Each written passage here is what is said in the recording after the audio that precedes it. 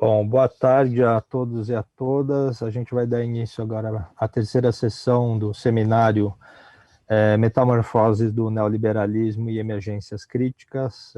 Esse seminário é uma atividade coorganizada pelo Grupo de Estudos Neoliberalismo, Subjetivação e Resistências, do IEA, e da Rede Interdisciplinar de Pesquisadores da Faculdade de Filosofia, Letras e Ciências Humanas da USP, em cooperação com o Laboratório Sofia Paul da Universidade de Paris-Nanterre. Hoje a gente vai ter a sessão com a professora Moira Suasso, que é pesquisadora da Universidade Livre de Berlim, com o título Conjuntura Política e Perspectivas da Democracia na Bolívia. A professora Moira Suasso já participou de um conjunto de atividades que foi tocado pela faculdade no ano de 2018, né, num seminário sobre democracia e desigualdade na América Latina. Então, hoje, de certa forma, a gente está retomando essa conversa, essa interlocução com a professora Moira. Lembrando a todos e todas que a participação ela está aberta.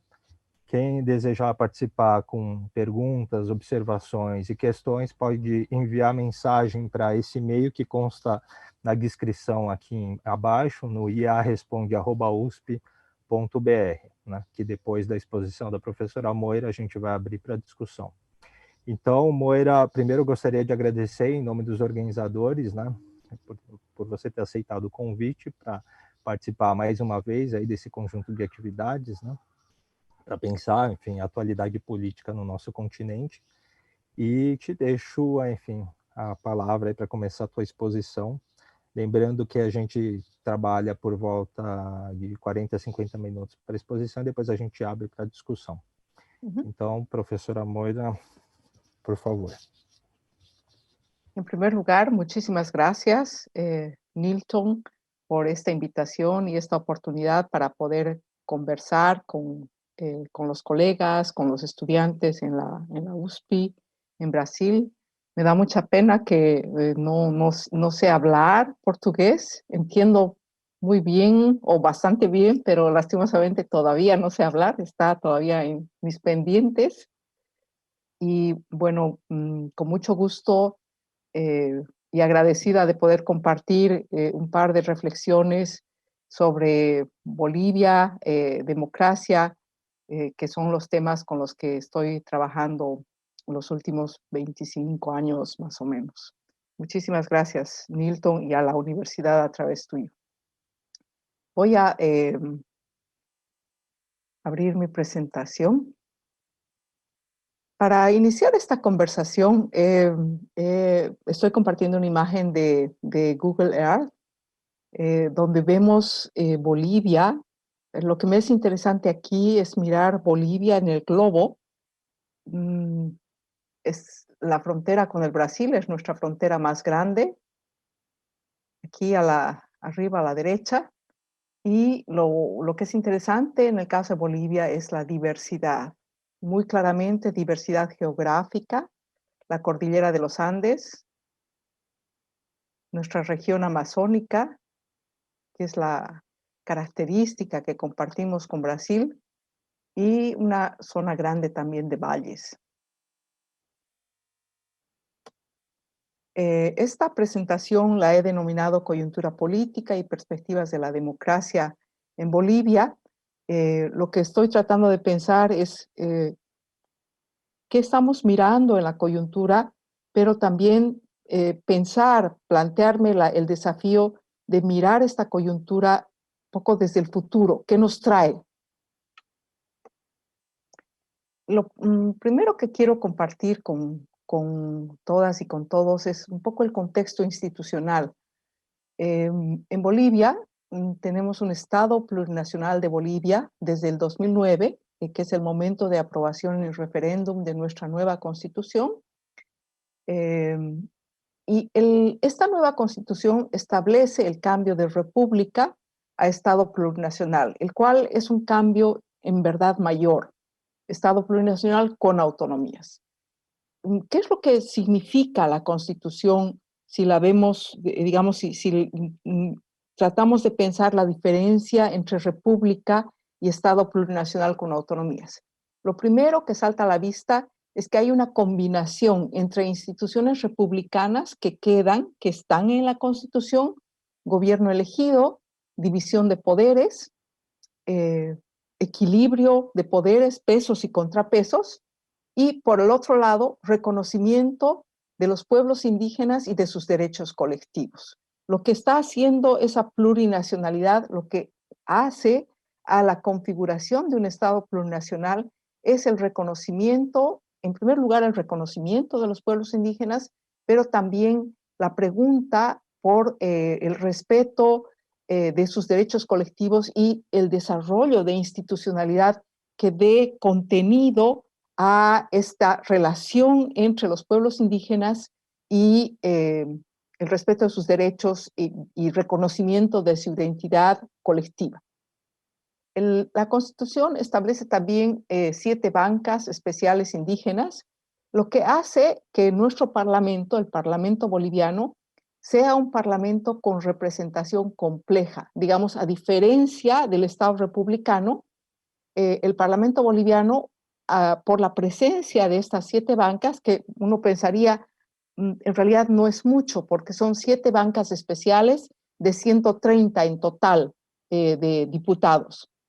Sin embargo, este tipo de representación que viene por otro camino, que no es el camino clásico, digamos, occidental de los partidos políticos, de la individualidad, de la ciudadanía individual, sino viene por el camino de las identidades colectivas indígenas, hace del Parlamento un Parlamento, y por eso yo hablaba de representación compleja, que en verdad tiene cierto parecido con lo que conocemos en la teoría respecto del desarrollo del Parlamento, de las formas que veíamos en el proceso, en procesos de la Edad Media, ¿no? Cómo la sociedad tiene diferentes caminos de construir su representación por la vía colectiva. El otro elemento que es importante de establecer cuando hablamos de Bolivia es que la nueva constitución aprobada en 2009 significa también una ampliación de los derechos sociales. Ahí solamente les voy a comentar brevemente, digamos, las cosas más salientes. En la Constitución está el reconocimiento del derecho al agua, agua y saneamiento, es decir, no solamente, digamos, el agua como el líquido elemento, sino el derecho a tener acceso al agua y al saneamiento como un derecho humano. Y bueno, en ese camino también derecho a la alimentación, vivienda social, educación gratuita, que digamos en el campo de la educación sí, la educación superior ha sido siempre gratuita en Bolivia, pero desde el 2009, digamos, eso tiene como un estatus constitucional. Electricidad, gas domiciliario, telecomunicaciones, lo cual obviamente nos muestra ya otro camino. Ahora, lo que es importante de observar cuando miramos Bolivia es que esta ampliación de derechos sociales se enfrenta con el gran desafío del desarrollo institucional y de la posibilidad o no de la presencia de instituciones que den cumplimiento a aquello que está inscrito en la Constitución. Y ahora voy a comenzar, habiendo hecho esa pequeña introducción, digamos, para un poco entender esta diferencia entre república y Estado plurinacional con autonomías. Voy a empezar a comentar un poco la coyuntura en una línea de tiempo, en una perspectiva más histórica y siguiendo a los hechos relevantes. Aquí a la derecha les traigo una foto que ha sido muy interesante en Bolivia, es del año 2016, de la campaña política, en que vamos a ver cómo empieza a configurarse esta conflictividad. El 2016 tuvimos un referéndum. Lo que hay que establecer es que Bolivia, o sea, esto se da en este trasfondo histórico político. Bolivia viene, como la mayoría de los países de América Latina, de un proceso de recuperación de democracia que en el caso boliviano se da en la década del 80, lo cual significa que Bolivia tiene en realidad una democracia joven, porque se recupera la democracia del 80 y si estamos en 2010, 16, estamos hablando de poco más de 30 años de democracia, es decir, es una democracia muy joven. En esta democracia joven vamos a ver que el 2005, el año 2000 tuvimos una grave crisis general estatal y el 2005 tuvimos un proceso de reconstitución a través del cual el movimiento al socialismo, instrumento por la soberanía de los pueblos, digamos, el acortamiento del nombre MAS, llega al gobierno. Después de ganar con 54% de votos, en un gobierno que expresaba verdaderamente el avance desde las bases sociales, desde la movilización de la sociedad. Fue un poco como un proceso de llegada de diferentes movimientos sociales que confluyen para el triunfo del MAS con este 54% de votos el 2005.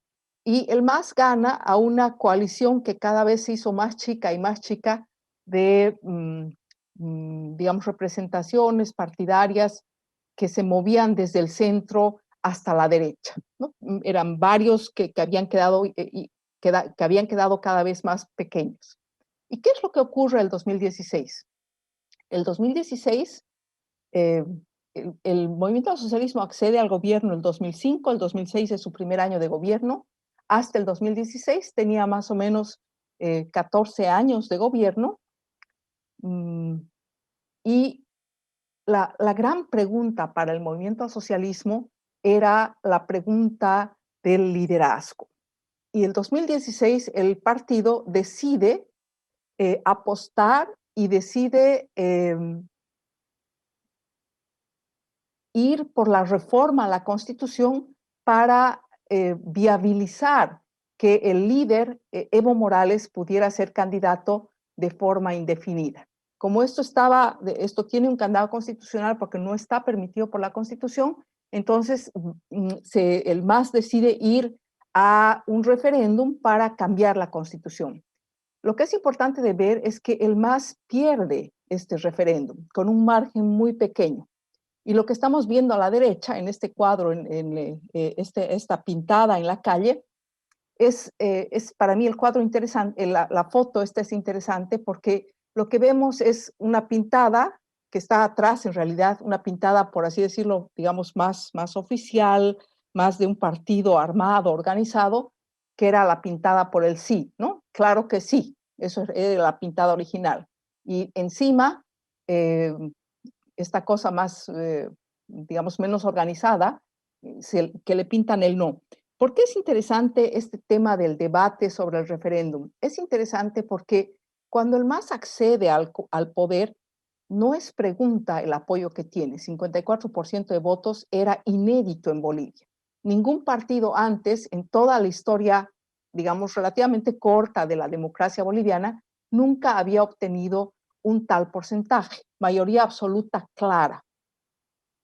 Y obviamente, a partir de ello, la pregunta es qué ocurrió, es decir, por qué en el referéndum no fue posible traducir esta mayoría clara en voto para que se gane el referéndum para la reforma a la Constitución. Y ahí digamos, mi reflexión, que la voy a retomar más adelante, tiene que ver con la sociedad.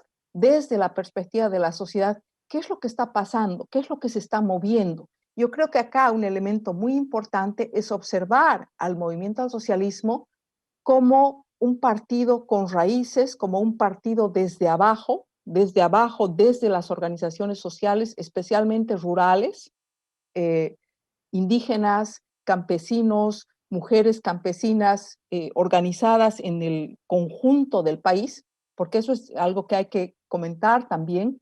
El MAS, el Movimiento al Socialismo, es el único partido nacional en Bolivia. En las últimas elecciones lo hemos visto con mucha claridad. El MAS tiene un alcance nacional. rural, especialmente rural, digamos, ahí está el voto duro, pero también urbano y que alcanza al conjunto del país. Pero había un tema ahí, ¿no? Porque en estos 14 años de estar en el poder, lo que quedaba claro es este desdibujamiento, esta transformación de un partido desde abajo con una multiplicidad de liderazgos a un partido en que cada vez se resumía más y se centraba más en un solo líder. Yo diría que esto es lo que pierde en el referéndum.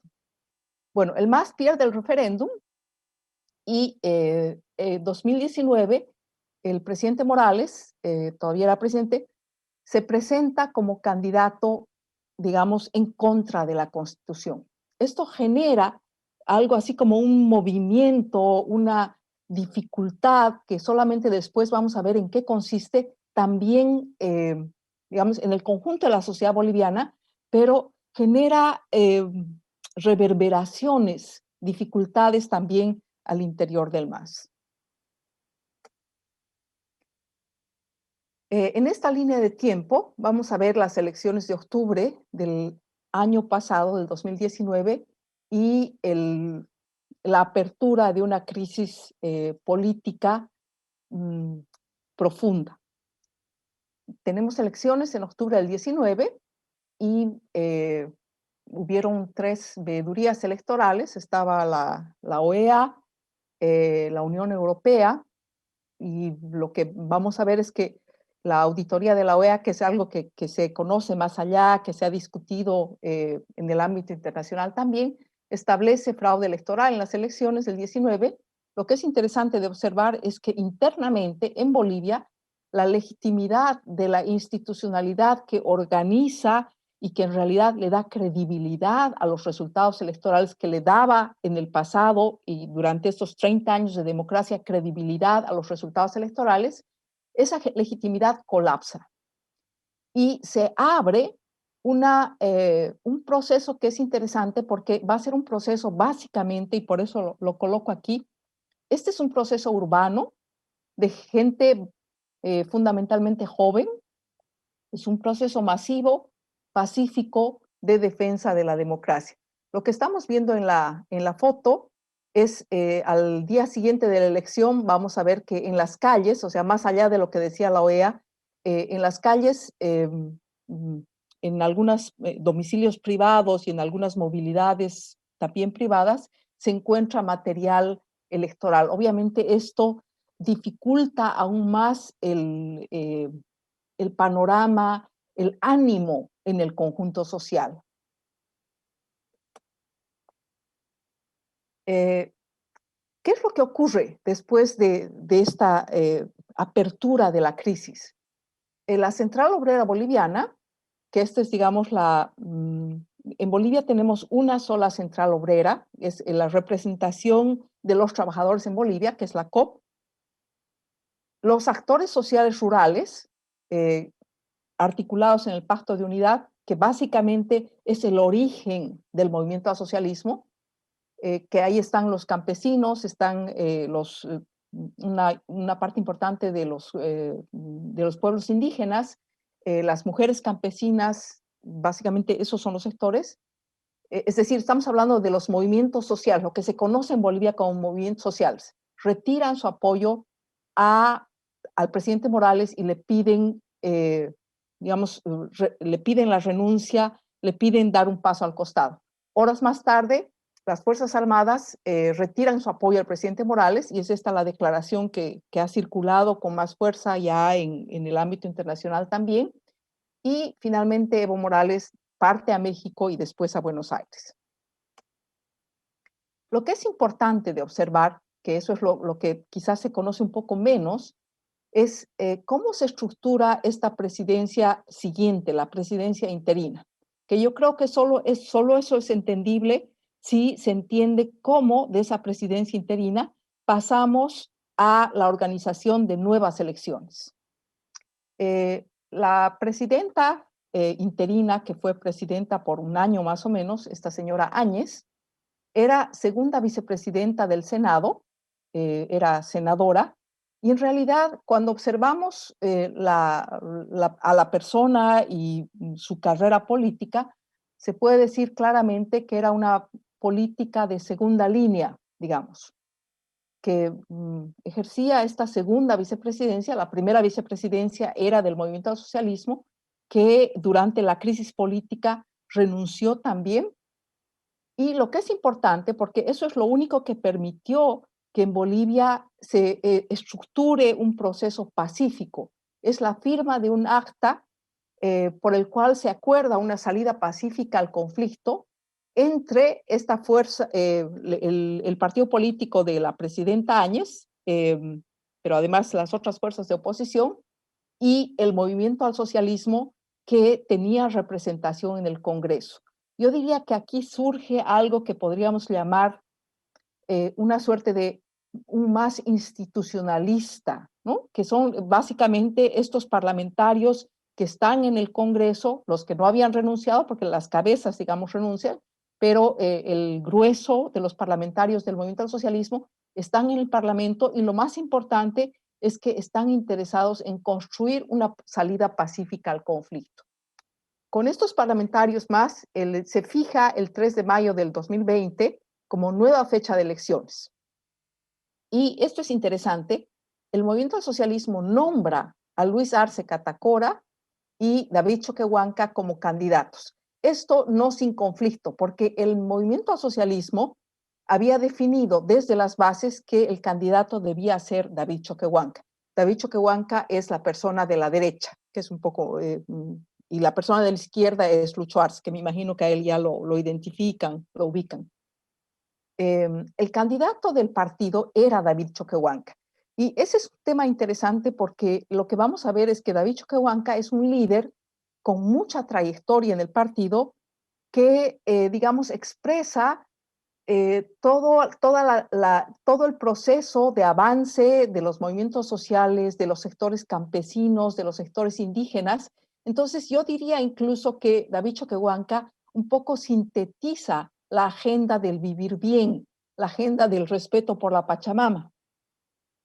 David, en cambio, digamos, en la otra orilla, por así decirlo, Luis Arce Catacora era alguien invitado por el presidente Morales en su gestión para ser ministro de Economía, pero lo que hay que decir, y eso es muy importante también, es que Luis Arce Catacora es la cara de lo que se ha llamado un poco el milagro económico boliviano, ¿no? Estabilidad económica, reservas fiscales y una economía en crecimiento, digamos, a diferencia de las otras economías de la región.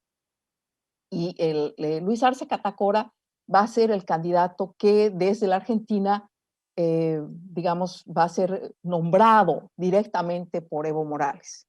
Pero el MAS logra, con todas sus divisiones, porque el partido está en serias dificultades, logra unirse en torno a estos dos nombres y hacen esto, ¿no? Es decir, dicen, bueno, ok, David Choquehuanca no va a ser el candidato a presidente, sino él va a ser candidato a vicepresidente, ahí no cedemos, y Luis Arce Catacora, que es la persona que está siendo, digamos, un poco empujada por el expresidente Morales, es el candidato a presidente.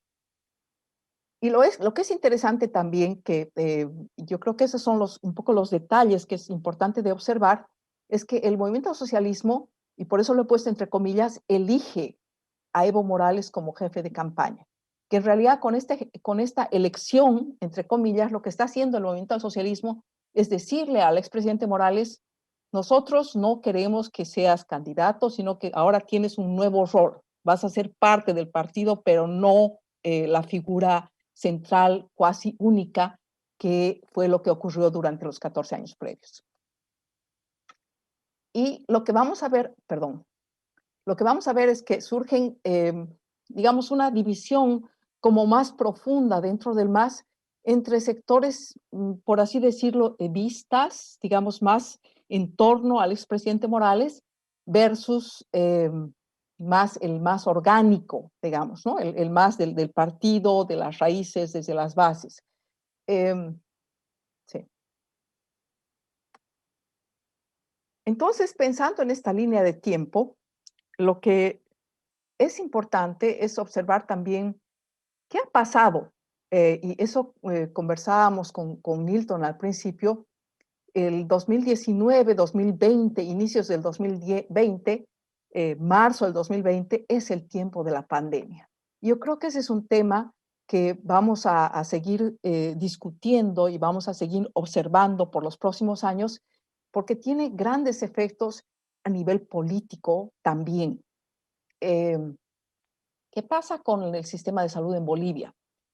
Nosotros tenemos un sistema de salud, yo diría, muy precario, y Bolivia en realidad inicia con esta presidencia interina una cuarentena rígida bastante temprano, el 21 de marzo del 2020, que, digamos, desde una mirada, digamos, más mía, que estoy ahora viviendo en Alemania, no había ni punto de comparación entre la rigidez de la cuarentena boliviana y la cierta flexibilidad de las cuarentenas europeas y, bueno, fundamentalmente la alemana.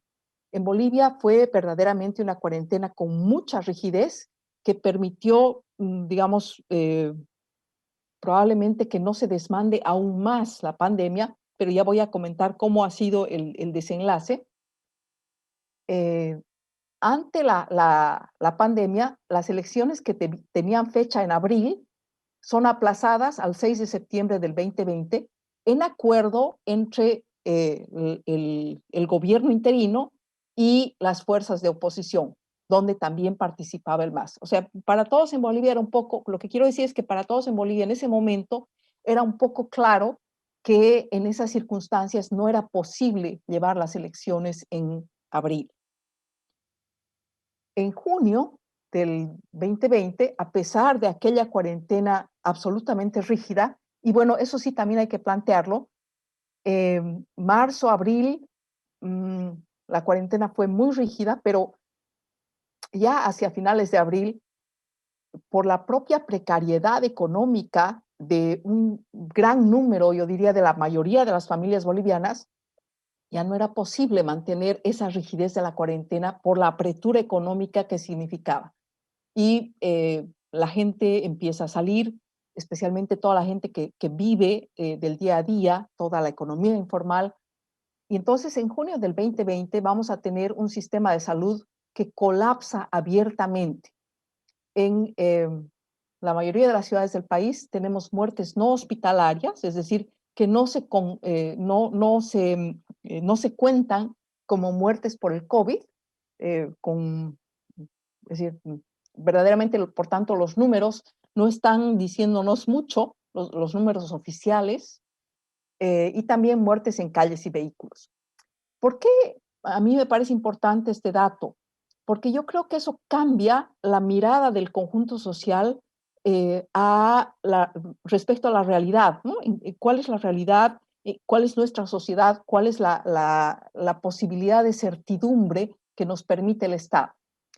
El Cuerpo Médico de Bolivia prevé que el pico de la pandemia podría ser alcanzado entre agosto y septiembre. Ahora, esto es importante porque, claro, como estos factores se van articulando. La presidenta interina, la señora Áñez, que entre tanto se convirtió en candidata a la presidencia. Cuando accedió al gobierno, su legitimidad era alta y es ese momento en que ella decide convertirse en candidata y eso cambia completamente el panorama político. Porque el momento en que la señora Áñez se convierte en candidata, verdaderamente hay una posibilidad de reestructuración de la legitimidad del MAS y del diálogo del MAS con el conjunto social. Porque, digamos, lo que aparentemente, y eso es interesante de observar en Bolivia, lo que era un tema muy complicado, muy delicado para la sociedad boliviana, era esta pregunta en el referéndum de modificación de la Constitución para habilitar la candidatura de Morales, el haber perdido y sin embargo seguir por el mismo camino. Bueno, Áñez se convierte en candidata a la presidencia y como candidata a la presidencia, argumentando la seriedad de la crisis sanitaria, plantea una nueva postergación de elecciones sin especificar nueva fecha. Obviamente esto abre una caja de Pandora y el movimiento al socialismo, la Central Obrera Boliviana, el Pacto de Unidad, es decir, el conjunto de la sociedad civil trabajadora y los trabajadores rurales también, llaman a paro general y bloqueo de caminos. Esto conjunciona con otro hecho que fue muy complicado, y es que el oxígeno medicinal en Bolivia se produce solamente en una ciudad, que es esta ciudad que colinda con Brasil, ¿no? Santa Cruz, en la región oriental. Debido al bloqueo de caminos, el oxígeno no llega al resto del país en el momento del pico de la pandemia, por lo cual se pueden establecer, la prensa establece 30 decesos oficiales por falta de oxígeno medicinal. El Tribunal Supremo Electoral, con mediación internacional, digamos, el Tribunal Supremo Electoral que había logrado, era un Tribunal Supremo reestructurado, con nuevo personal, y con mediación internacional logra acordar una nueva fecha de elecciones, el 18 de octubre del 2020. Pero además estableciendo, porque esa era la condición para que los diferentes actores accedan a esa nueva fecha, que esta fecha era inamovible y el conflicto baja, se desarticula.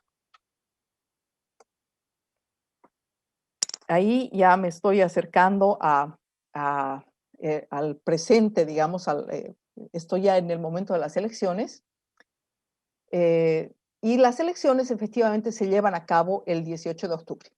Y este es el resultado de las elecciones. Tenemos al movimiento al socialismo con 55.1%.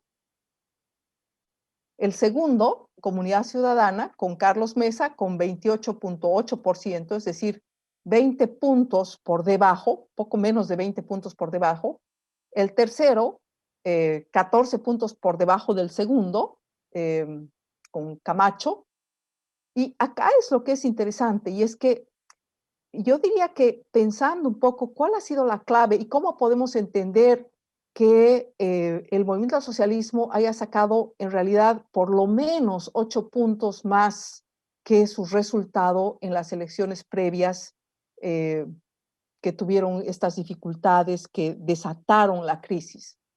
Yo diría que esto tiene que ver con dos factores. Yo creo que un factor muy importante es este manejo tan difícil, este mal manejo de lo que fue la crisis de la pandemia. También sí juega un rol el tamaño, del desafío que significaba la pandemia, pero fundamentalmente una oposición o una parte de la oposición que no muestra capacidad para un manejo económico y para un manejo de la crisis. Y lo que para mí es más interesante, y eso obviamente no lo vemos solamente en Bolivia, sino eso lo podemos constatar en, yo diría, todas las sociedades, hay este recuerdo de los años de bonanza del movimiento al socialismo que fueron los 14 años previos, ¿no? Y eso que comentaba, definitivamente la figura de Luis Arce era una figura, era una candidatura, digamos, yo diría que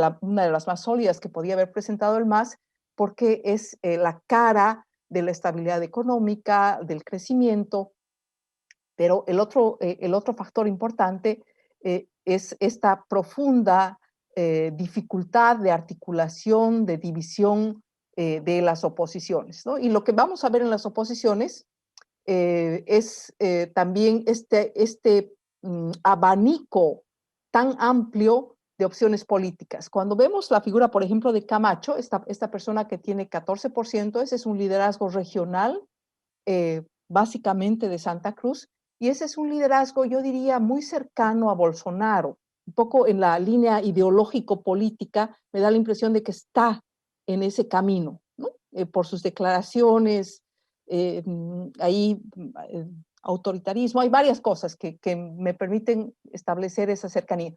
En el caso de Comunidad Ciudadana, creemos con Carlos Mesa, esa es una fuerza que tiene alguna llegada más nacional, pero no alcanza al oriente. Y es una fuerza, digamos, ideológicamente, yo diría, centro, ¿no? Es una ocupación del centro, es una ocupación del centro, hay preocupaciones ambientalistas ahí, y mi impresión cuando vemos el resultado de las elecciones es que un porcentaje importante del electorado boliviano, a pesar, digamos, de que el electorado boliviano tiende a ser o tiende a estar un poco en posiciones del centro hacia la izquierda, lo que vamos a ver es que en los últimos años hay un porcentaje importante que ha migrado hacia una extrema derecha. Y esa es digamos, la situación, un poco la fotografía actual. Sin embargo, lo que vemos al 18 de octubre es que los bolivianos van de forma masiva, lo cual es tradición, la participación masiva de la sociedad boliviana en elecciones. Las elecciones son pacíficas, lo cual era sorprendente. Y lo que es importante es que esos resultados, por la reconstitución de la institución Tribunal Supremo Electoral, que es la institución esta que organiza las elecciones, es un resultado que logra imponerse, reconocerse con dificultades, pero digamos está reconocido, ¿no? Ya está como establecido en el conjunto social hoy día.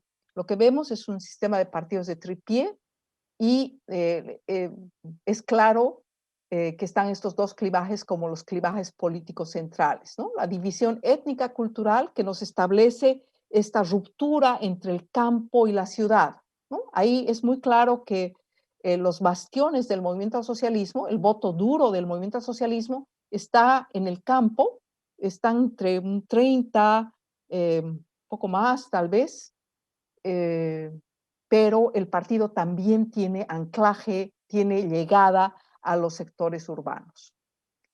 Y el otro clivaje es la división regional, y ahí vemos que esa media luna reaparece, y reaparece con un electorado que ha migrado a posiciones de derecha claras, ¿no? De derecha y autoritarias, yo diría.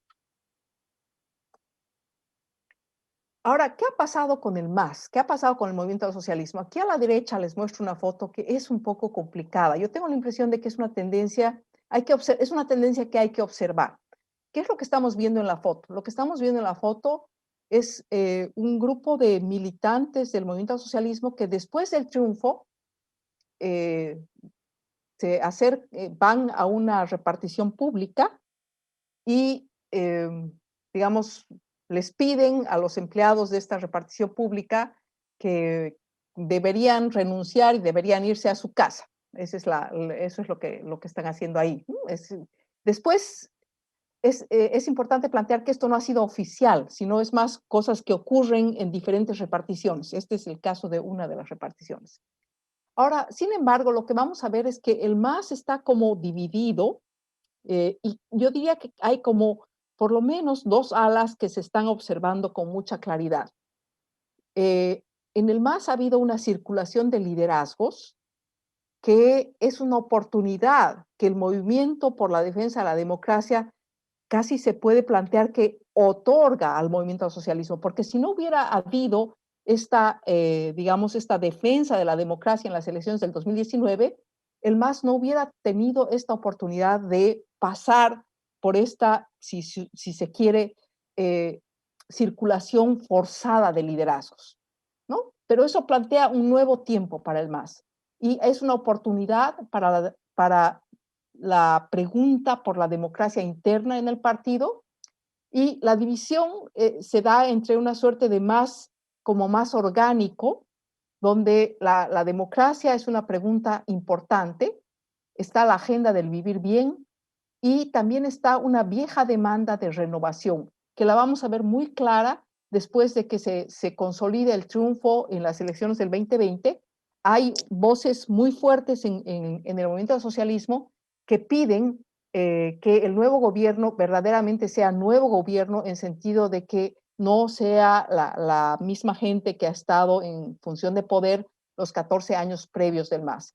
Ahora, lo que hay que decir también es que esta demanda fuerte de renovación que viene desde adentro significa muchas cosas. Eso no es una cosa clara ni una cosa unitaria.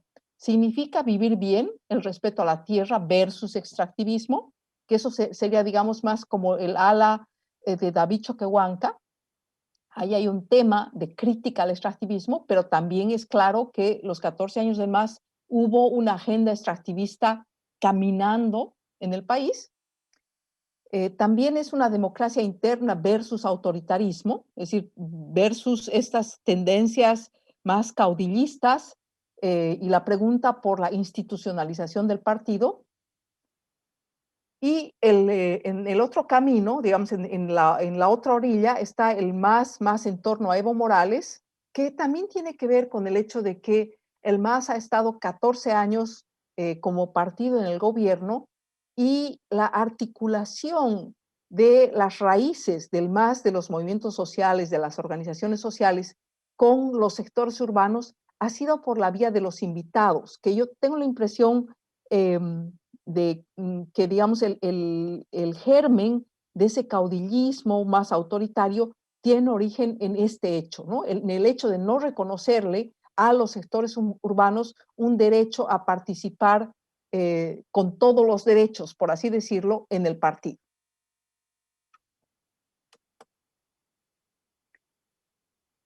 También en este campo del análisis de coyuntura es interesante observar cómo se ha dado este recambio. En la foto de arriba tenemos a Evo Morales, que está a la derecha, a la izquierda está Álvaro García Linera, y abajo tenemos a la derecha a Luis Arce Catacora y a la izquierda tenemos a David Choquehuanca. Digamos, esto en el caso de Bolivia es interesante porque se ve muy claro, ¿no? Lo que ha ocurrido es casi un enroque. En la foto de arriba tenemos al representante de la clase media, socialista, invitado, porque no es alguien que viene de los movimientos sociales, que es orgánico del partido, que es Álvaro García Linera, y en el rol de vicepresidente, en el rol de vicepresidente, y a la derecha tenemos al campesino, indígena, orgánico, presidente. Y eso se intercambia, por eso digo que hay como un enroque si quieren, ¿no? Porque ahora lo que ocurre es que la representación orgánica del MAS pasa al rol de vicepresidente con David Choquehuanca, y la representación más como de la clase media, invitado, socialista, pasa a la presidencia con Luis Arce Catacora. ¿Qué es lo que vemos en el discurso de posesión de ambas autoridades? Una pregunta que se hace en Bolivia y que varios analistas en Bolivia se han planteado y nos hemos planteado es ¿qué significa el discurso confrontacional de Luis Arce el momento de la posesión? Esta narrativa del golpe de Estado, gobierno de facto, y por el contrario, en contraste con el discurso de David Choquehuanca, que es un discurso conciliatorio de llamado a la unidad. Ahí cito algo que dice él: buscamos la hermandad, no el enfrentamiento, es el momento de unir al país, etc. Entonces, ahí la pregunta es, y eso es lo que se discute todavía hoy día en Bolivia, es hasta qué punto la fortaleza de Luis Arce va a seguir dependiendo solamente del vínculo con el expresidente Morales. Y cuando observamos el primer gabinete ya posesionado, a la derecha tenemos la foto del primer gabinete, lo que vamos a ver es que, digamos, el ala del movimiento al socialismo más cercano a David Choquehuanca no está presente en el gabinete. Vamos a ver un perfil más bien disminuido de David Choquehuanca en el gabinete. Lo que es interesante es que en el primer gabinete posesionado no había ningún ministro o ministra indígena. Eso cambia porque en Cultura al día siguiente se posesiona a una ministra indígena.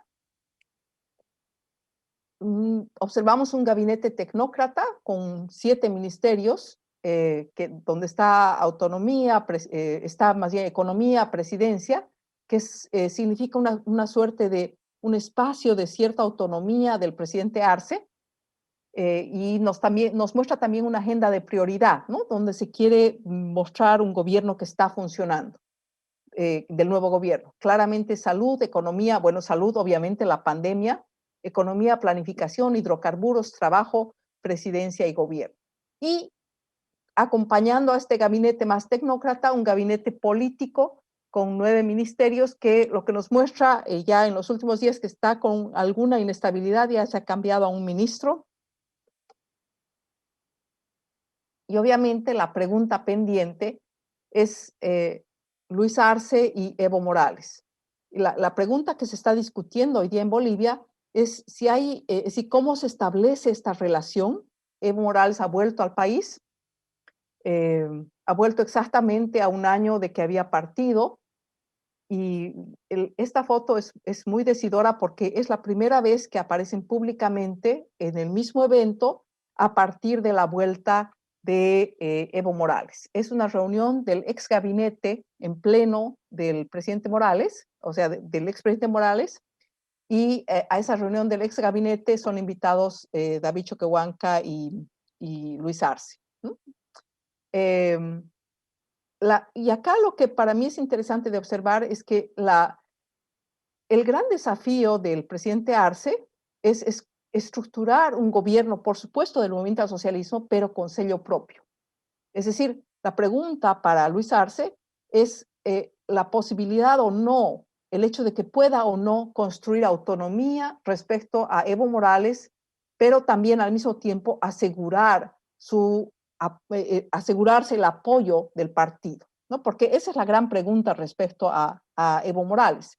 Evo Morales fue tan exitoso los 14 años del primer gobierno del MAS porque era precisamente la bisagra, era el punto de articulación tanto del partido, es decir, mantener unido al partido, pero también ser la bisagra con los sectores urbanos, porque todas las invitaciones a los sectores urbanos pasaban por el presidente.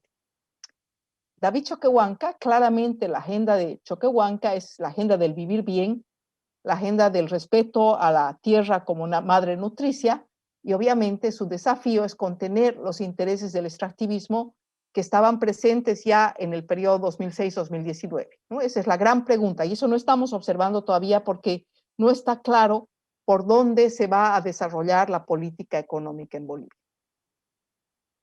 Y en este panorama, lo que es claro hasta ahora es que Evo Morales está haciendo política. La pregunta es, ¿está preparando su retorno al poder? Y claro, la pregunta pendiente también es, ¿cómo se va a establecer esta relación Luis Arce-Evo Morales? Y el desafío del MAS, que eso va a ser un momento en que vamos a poder observar también cómo se van a desarrollar las cosas, que es lo que se está decidiendo ya ahora en Bolivia. Nosotros tenemos elecciones subnacionales a principios del 2021 y obviamente ahora se está decidiendo quiénes van a ser los candidatos. Y ahí, claro, es la pregunta de cómo mantener unido al partido, pero también cuál es la fuerza del expresidente Morales. Entonces ahí llego ya a mi última diapositiva para hablar del futuro de la democracia en Bolivia. Yo creo que mirar el contexto hoy día es absolutamente importante en Bolivia para entender qué espera y ante qué está la democracia boliviana. Lo primero que hay que observar es que el contexto de esta crisis política boliviana es el tiempo del fin del espacio público, que lo hemos visto con mucha claridad en Bolivia. Lo que hemos visto en las elecciones del 2019, pero también en las elecciones del 2020, es que no hay ya un espacio público como lo conocíamos antes. Es decir, un conjunto de medios públicos, oficiales, periódicos, televisión, radios, sino la emergencia de estos espacios, de esta suerte de tribus cautivas que están escuchando el mismo discurso, digamos, que circula, la circulación de estas suerte de falsas verdades, de estos famosos fake news, pero respecto a los cuales mucha gente no tiene ninguna posibilidad de salir. Es decir, están ahí dando vueltas en este espacio que se retroalimenta. Y claro, ese es un enorme desafío para la política y para la democracia. Por otra parte, en el campo de las instituciones, lo que vemos en Bolivia es que durante la crisis ha habido una suerte de segundo derrumbe institucional, el crecimiento enorme de la desconfianza, Y lo que podemos decir es que la democracia boliviana hoy día, el futuro de la democracia boliviana, depende de la democracia dentro del MAS. Es decir, el partido tiene una importancia tan grande por el hecho de que efectivamente es el único partido nacional, pero además con esta extensión, que las tendencias autoritarias dentro del partido, yo diría que amenazan y pueden enterrar un futuro democrático para el país. Las pugnas al interior del MAS están llevando a la pérdida de legitimidad de la clase política que se había reestructurado a partir de la emergencia del movimiento al socialismo a partir del 95. El otro tema que me parece fundamental es la emergencia de una nueva derecha muy cercana a posiciones claramente autoritarias, ¿no? Es estas fuerzas más en torno a Camacho, con ese partido, organización Creemos. Por otra parte, el Estado plurinacional, en esta pregunta, Estado republicano o Estado plurinacional, lo que vemos es que el desarrollo del Estado plurinacional depende de la sostenibilidad de la democracia. Y la democracia está íntimamente articulada, entrelazada a la fortaleza de las instituciones. Solamente para poner un ejemplo, justo el día de ayer hacíamos entrevistas digitales en esta nueva época que es increíble a líderes indígenas en Bolivia, y uno de los líderes indígenas nos decía, que eso me parece absolutamente interesante, nos decía, en Bolivia no va a haber Estado plurinacional si no se constituyen las autonomías indígenas, y el Estado no está permitiendo que las autonomías indígenas se constituyan. Claro, esa es la pregunta, ¿no? Son instituciones que tienen que dar cuenta del respeto de los derechos y de que sea factible lo que la Constitución promete.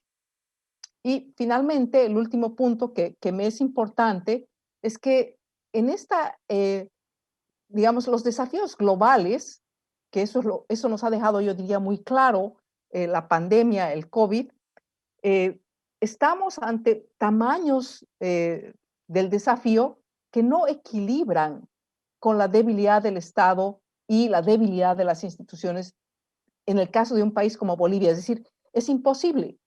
Ante ese tamaño de desafío, simplemente el Estado no logra dar una respuesta que permita estabilidad, que permita el mantenimiento de la estatalidad. Yo creo que esa es la gran lección que recogemos, que nos queda después de la vivencia de la pandemia.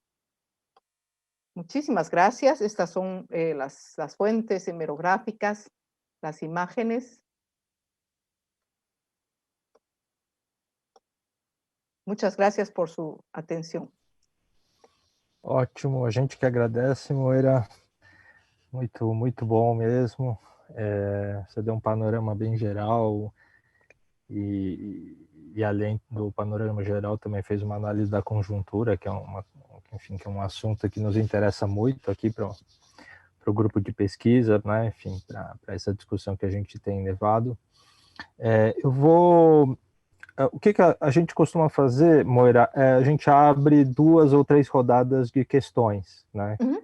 Que a gente recebe ou pelo YouTube ou pelas redes de WhatsApp de pesquisadores aqui que estão acompanhando. Uhum. Pode ser assim? Então a gente faz uma rodada, de 2 a 3 rodadas de questões.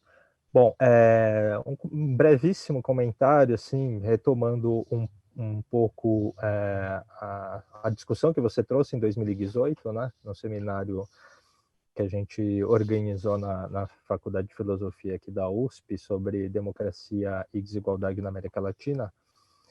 O seminário enfim, ele ocorreu na véspera das eleições presidenciais no Brasil, que elegeu Jair Bolsonaro como presidente.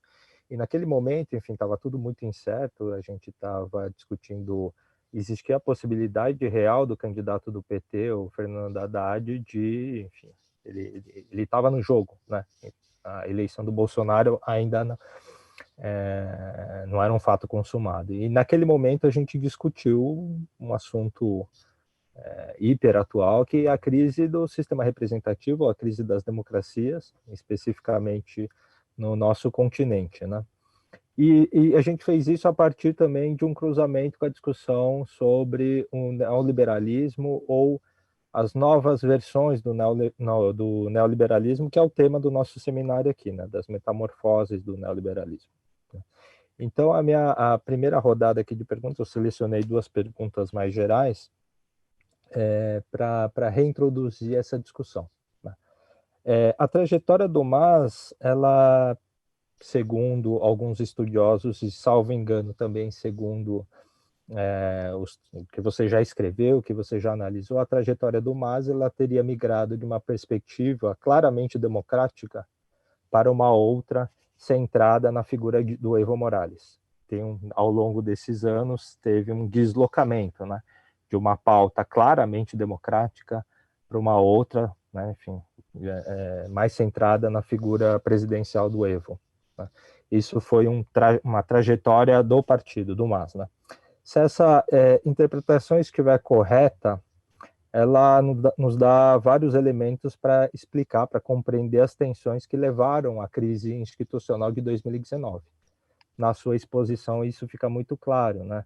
Para quem está de fora, então, as notícias que chegam da Bolívia, que chegaram da Bolívia em 2019, sim, era uma crise institucional, mas que existe um componente antidemocrático posto, né?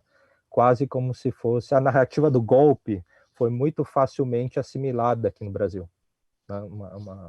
Golpe ou uma crise institucional que teria forçado a renúncia de Evo Morales. E na sua exposição a coisa fica mais complexa, né?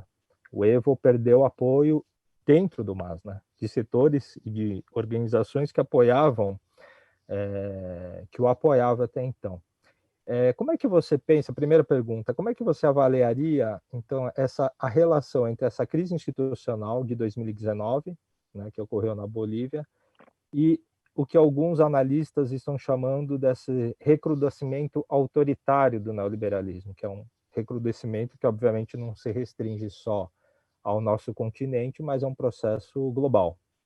Foi um pouco esse o problema que a gente enfrentou em 2018 no nosso seminário, né?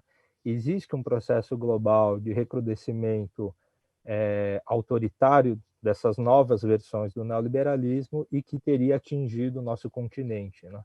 O caso boliviano seria um desses casos, a crise institucional especificamente de 2019, ou você atribui a crise enfim, a dinâmica interna mesmo, né? A dinâmica política interna do jogo político dos atores nacionais. Como é que você analisa, né, essa relação? E aí, para a segunda pergunta, para essa primeira rodada, também nos seus textos que se referem, sobretudo, enfim, ao começo dos anos 2010, 2011, enfim, mais ou menos nesse período, você qualifica, portanto, o período que se deu a onda rosa, vamos dizer assim, estava ainda no interior da onda rosa, ou seja, do ciclo de governos progressistas ou de esquerda na América do Sul, você questiona, né, a qualificação dessa onda como se fosse um pós-neoliberalismo. Existia uma discussão muito forte, né, que esses governos representariam uma espécie de superação do neoliberalismo dos anos 90, um pós-neoliberalismo. Você questiona essa qualificação e você diz, em relação às democracias andinas, mas especificamente em relação à Bolívia, que não se trata de um pós-neoliberalismo, mas de uma reinvenção do republicanismo. Não seria um pós-neoliberalismo, seria uma reinvenção do republicanismo. No caso da Bolívia, a debilidade histórica do Estado, né, uma debilidade estrutural do Estado, enfim, permitiu, ou teria permitido, uma organização mais efetiva da sociedade, ou seja, um fortalecimento da descentralização democrática do poder? É uma pergunta, né? Se esse processo estrutural de debilidade, né, do Estado estaria associado com, enfim, esse fortalecimento de uma descentralização democrática do poder, que explica um pouco a trajetória do MAS, né? Eu não tinha conhecimento de que o MAS era o único partido nacional, de expressão nacional. Isso é uma novidade para mim, pelo menos. e te explica muita coisa, ajuda a entender muitas coisas, né? E você acha que existe uma relação? Qual relação possível poderia ser estabelecida entre esse elemento mais estrutural dessa debilidade do Estado, né? Do Estado garantir uma centralidade do poder com processos de descentralização democrática, né? E aí, para fechar, né, enfim, encaminhar aí as suas respostas, qual o peso da história da formação do Estado boliviano no entendimento, né, dentro da perspectiva de que o Estado nas democracias sul-americanas constitui um elemento central de integração social? Então, na história da Bolívia, esse Estado que é estruturalmente, enfim, historicamente, ele apresenta debilidades, vamos dizer assim, em relação à sua centralidade, sua centralização. Como é que você analisa isso dessa perspectiva que toma o Estado como um elemento central da integração social? Como é que é isso no caso da Bolívia? Acho que essa primeira rodada, acho que essas duas questões já dão conta. Muchas gracias, Nilton. Yo creo que son preguntas verdaderamente claves. Un poco pensando, dialogando realmente con la preocupación, con el planteamiento que haces,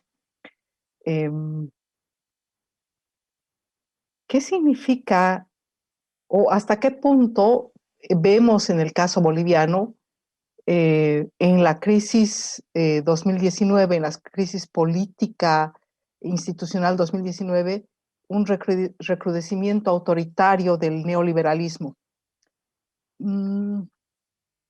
Yo diría que no encaja, digamos, uno a uno, pero hay elementos, es decir, sí y no. No encaja uno a uno, pero yo diría que hay elementos que es necesario observarlos en este marco. Yo creo que un primer elemento fundamental es, yo creo que sí estamos viviendo, y también en Bolivia, esta presencia de un recrudecimiento autoritario del neoliberalismo, pero yo diría que tenemos que afinar, cuando observamos Bolivia, afinar el lente respecto a cuál es la agenda económica, por dónde está circulando el extractivismo. Yo creo que ese es un elemento fundamental. ¿Y por qué decía que yo creo que ese es un elemento fundamental? Porque mi impresión es que en el caso boliviano, la agenda del vivir bien, de los derechos de la Pachamama, ha estado desde el origen en el movimiento al socialismo.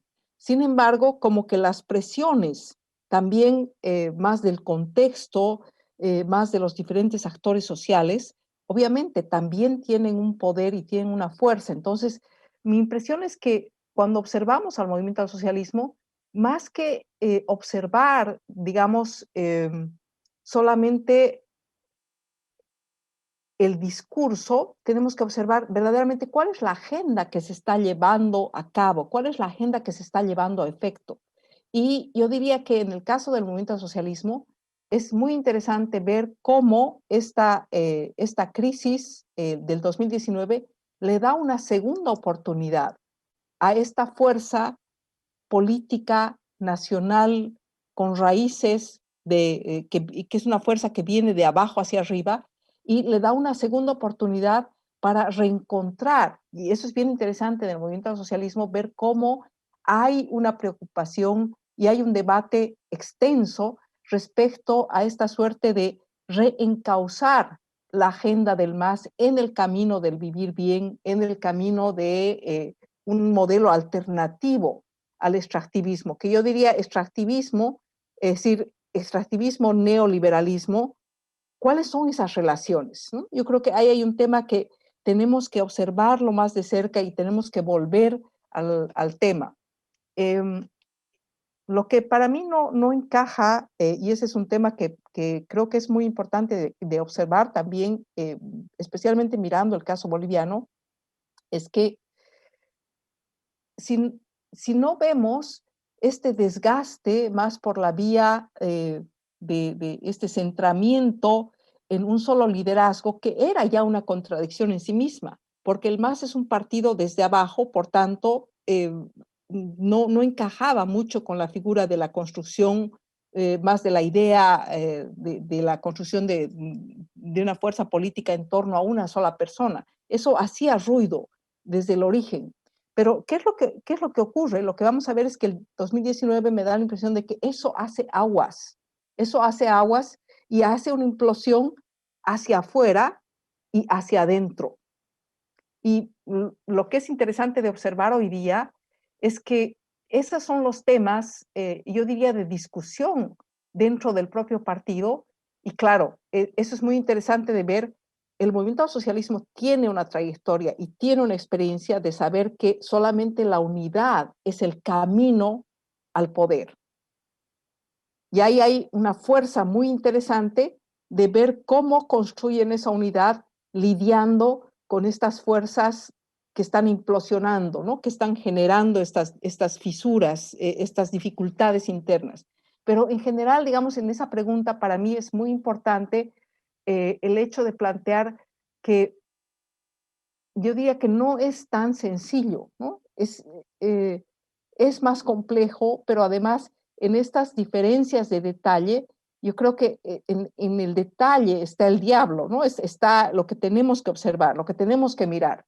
Eh, y digamos en conjunto, mi impresión es que hoy día el movimiento al socialismo está ante una enorme oportunidad. ¿Y cuál es esa oportunidad? Es la oportunidad de construir un partido democrático más acorde a la imagen de lo que es el origen mismo del partido, ¿no? Desde las bases, escuchando a las bases y no cerrándose en torno a un liderazgo. Y bueno, esa oportunidad está dada. Esa oportunidad está dada porque el partido ha pasado por un proceso de circulación de liderazgos que era algo que realmente han tenido que aceptar, por así decirlo, pero que el partido ha llevado también. Una vez que la oportunidad estaba abierta, el partido ha entrado y ha promovido y está en el proceso. Respecto a la segunda pregunta,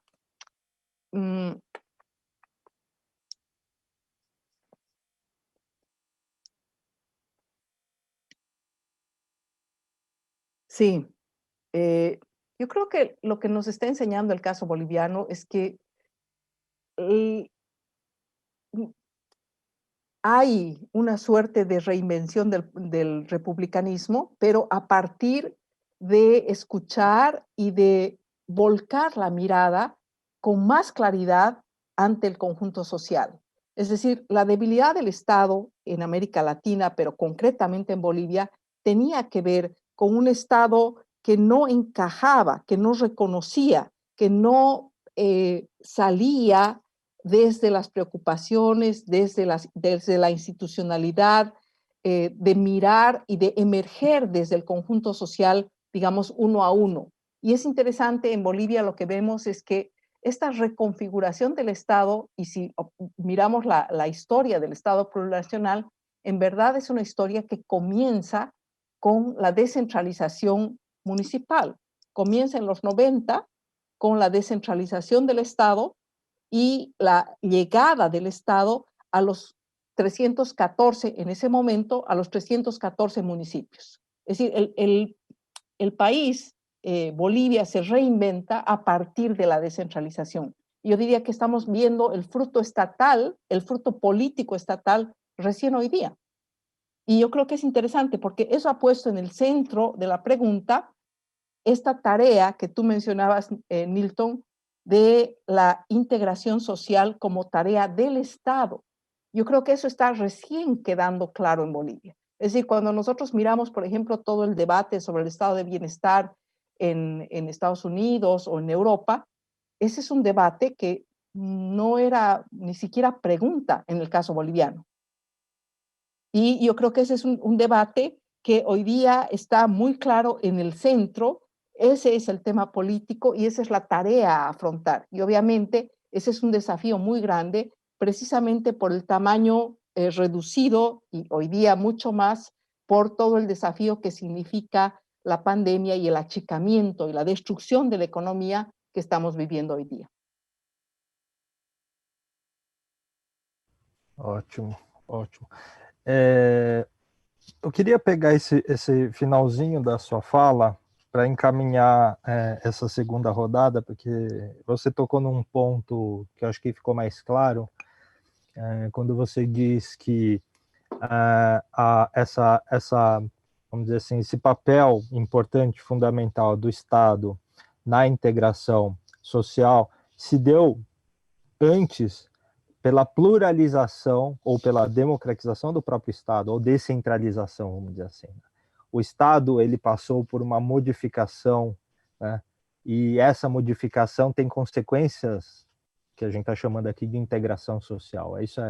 Acho que isso é importante ter, ficou muito claro agora qual que é a relação entre, vamos dizer assim, essa centralidade, né, da discussão do Estado, né, em relação não só a integração social, e aí entendido também todas as políticas públicas que envolvem, né, todas as políticas econômicas que envolvem essa integração, mas isso se dá a partir de um processo político que é interior à instituição estatal, né? Acho que isso é muito importante e que dá uma medida mais concreta da significação, né, da centralidade dessa ideia do plurinacional ou da descentralização no próprio bojo do Estado. Acho que isso você esclareceu. Eu queria partir daí para abrir essa segunda rodada, né? Você havia comentado que, bom, Estado plurinacional é uma coisa muito recente, né? Embora a mobilização, o campo político crítico é anterior a essa, enfim, a efetivação do Estado plurinacional, mas a institucionalidade do Estado plurinacional ele é recente, né? Você poderia falar um pouquinho mais sobre o processo que levou, o processo político de mobilização, enfim, de organização que levou a Bolívia a institucionalizar um Estado plurinacional, que é uma coisa incrível, uma experiência incrível aqui no continente, né? Enfim, aqui no Brasil seria inimaginável pensar uma coisa sequer semelhante, né? De fato é uma particularidade da experiência boliviana, da experiência histórica boliviana. Você poderia falar um pouco mais sobre isso, do processo que levou a isso, né? Do processo político e organizacional. Porque uma das questões que nos foram enviadas aqui pedia para você comentar se na Bolívia se dá, no contexto, né, dessa discussão sobre o Estado plurinacional, se é introduzida a ideia, por exemplo, de política identitária, né? Se a ideia de identidade étnica ela é central na configuração desse debate, né? E como é que essa política ela ganha chão, efetivamente, né? Esse debate que levou ao Estado plurinacional passaria, por exemplo, aí numa outra chave, por uma ideia de justiça histórica, ou seja, um processo que levaria à criação de um Estado que respeitaria ou que daria concretude a uma justiça histórica, algo próximo como justiça de transição, né? Estado plurinacional é reconhecimento, né? Ou um reconhecimento de uma efetivação de uma justiça com relação aos povos indígenas. Você poderia falar um pouco desse processo que levou à constituição do Estado plurinacional e, no interior desse contexto, se a ideia de política de identidade étnica indígena ela tem alguma pertinência, né?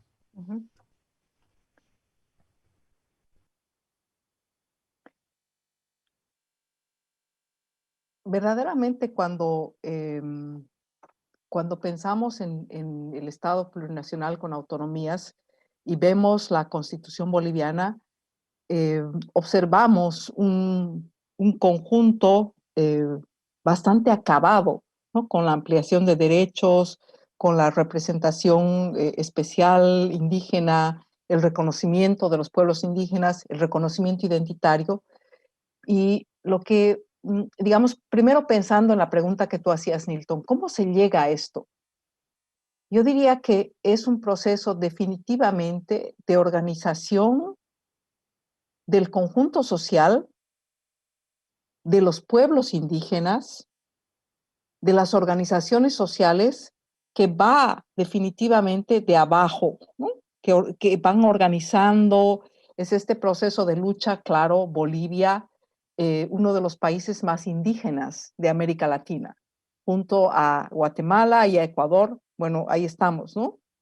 Y es esa tradición de resistencia, de organización, de resistencia, resiliencia, yo diría, identitaria, ¿no? Ese mantenimiento cultural que es un poco el campo social en que ocurre este proceso organizativo y lo que es más importante, que eso tal vez es algo que se conversa menos, es que esa resiliencia, esa resistencia, esa tradición organizativa también tenían que ver con una relación muy difícil con el Estado, ¿no? El Estado como aquello contra lo que te organizas, ¿no? El Estado eh, casi como, no quiero utilizar la palabra, por eso estoy buscando otra palabra, pero el Estado casi como el enemigo, ¿no?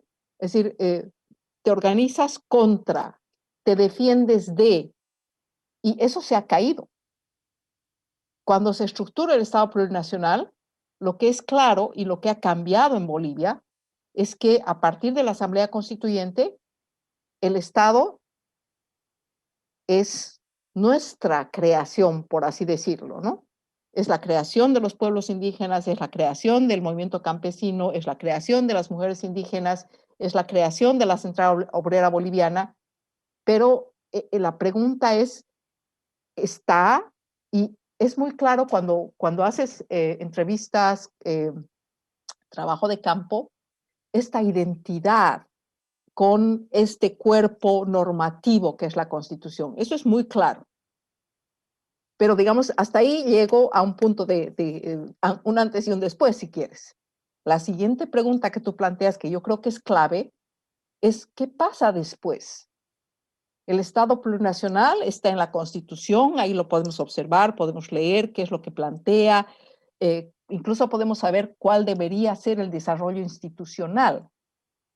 Pero lo que vemos es que hacia adelante, es decir, los 14 años del gobierno del MAS, vemos un enorme desafío y un desarrollo institucional mínimo. Obviamente porque no es fácil, pero esa es la gran pregunta. Es decir, un momento fundamental de llegada ha sido la Constitución, pero la pregunta que va a determinar, que en algún momento lo escribía de ese modo, la pregunta que va a determinar si se ha generado una constitución que va a ser interesante para el museo o una realidad institucional que rige la vida de los bolivianos en el futuro, de aquí hacia adelante, depende del desarrollo institucional. Es decir, depende de la emergencia de instituciones fuertes que traduzcan en respeto, que traduzcan en derechos que se cumplen de todo lo que se ha planteado en la Constitución. Y quizás la lección que para mí es clara después de los 14 años del MAS es que esa construcción institucional difícil, porque ahí no tenemos que contarnos cuentos, eso es verdaderamente muy difícil de hacer, pero esa construcción institucional difícil solamente va a ser posible si logramos establecer la democracia como el campo del diálogo, como el campo del encuentro. Porque yo diría que los bolivianos hemos aprendido a movernos en el campo de lucha. Y ahí hemos conquistado, no hemos conquistado constitución, hemos conquistado derechos, pero la construcción institucional de este nuestro Estado, eso necesita de otros mecanismos que probablemente nosotros estamos como empezando a movernos, a hacerlo, ¿no? A ver cómo se diseña, cómo se construye. Y yo decía que por eso es que la democracia boliviana depende de la democracia dentro del MAS, porque ese diseño y ese fortalecimiento de instituciones depende de que hagamos ese diálogo seriamente y no, digamos, lo que nos ha ocurrido muchas veces, hay un conflicto, el gobierno del movimiento al socialismo también muchísimas veces el momento del conflicto se compromete a todo y cambiamos todo para que no cambie nada. Que eso es, digamos, es el harakiri, es el suicidio institucional, porque ahí las normas y las instituciones empiezan a no valer nada.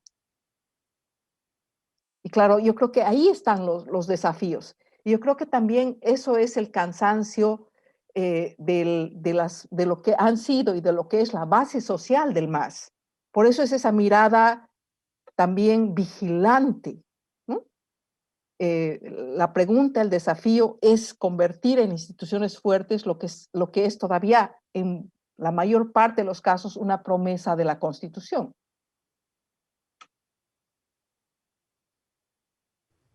Certo.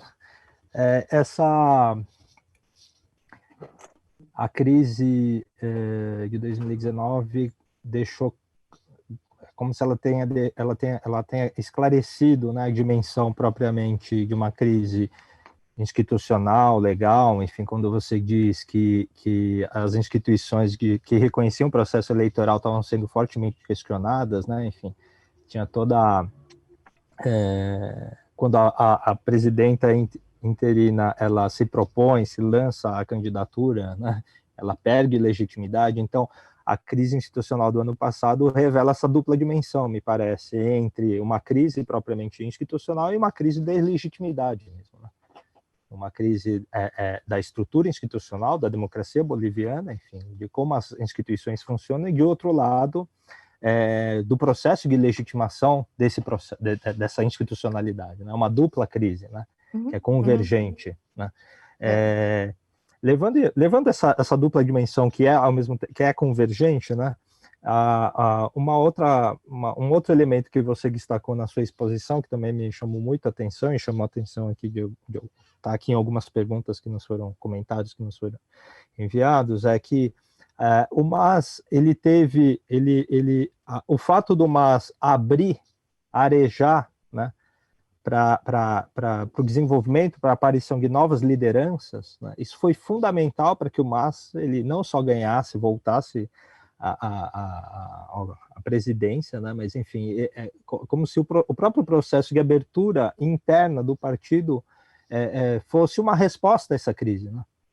Ou seja, a reorganização desse partido tão central nas últimas décadas, nos últimos 15 anos da Bolívia, ele se democratizou, de fato, né? Ele se democratizou internamente, e isso tem um impacto nesse processo de reconstituir a legitimidade, né, das instituições, do processo eleitoral, etc.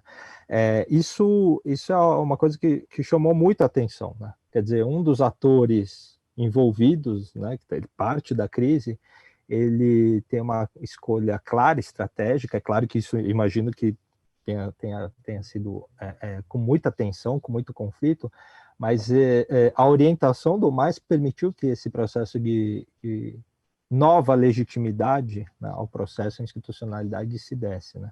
Isso é uma coisa que chama bastante atenção. E aí, para a gente abrir aqui a última rodada aqui de questões, é que você tinha comentado também que entre o atual presidente e o vice, eles representam, vamos dizer assim, eles são representantes de, vamos dizer assim, de alas, né, dentro do MAS, uma com uma pauta do bem viver, contra o extrativismo, né, enfim, que está mais próxima das bases de origem, enfim, do próprio MAS, e uma outra que era na figura do presidente, que representa, ele foi, enfim, um ministro da economia durante os mandatos do Evo, que representa os anos de milagre econômico, né? Só para fazer só para dar uma informação importante, a Bolívia apresentou durante anos, né, as taxas de maior crescimento econômico aqui na América do Sul. Então ele representa esse ciclo, vamos dizer assim, de crescimento econômico excepcional, enfim, milagre econômico boliviano, e o seu vice representa essa pauta mais histórica, né, mais próxima da base do MAS. Aí a questão, que, enfim, estou fundindo algumas questões, estou reunindo todas numa só. Como é que como é que você... Bom, você destacou, né, a importância de como o atual governo vai encaminhar a sua relação com o extrativismo, né, com essa pressão, né, vamos dizer assim, de uma economia mais extrativista. Como é que ele vai dar encaminhamento a isso, né? Isso vai ser decisivo para, enfim, para dar, para a gente que a gente possa avaliar e dizer qual que de fato é a orientação política desse governo, né? Esse ponto é chave. Como é que, assim, é claro que é muito cedo ainda, né? O governo é muito recente, mas como é que você avalia as primeiras declarações, as primeiras indicações do governo Luiz Arce nesse sentido, né? Ele estaria, vamos dizer assim, numa posição mais de conciliação, né?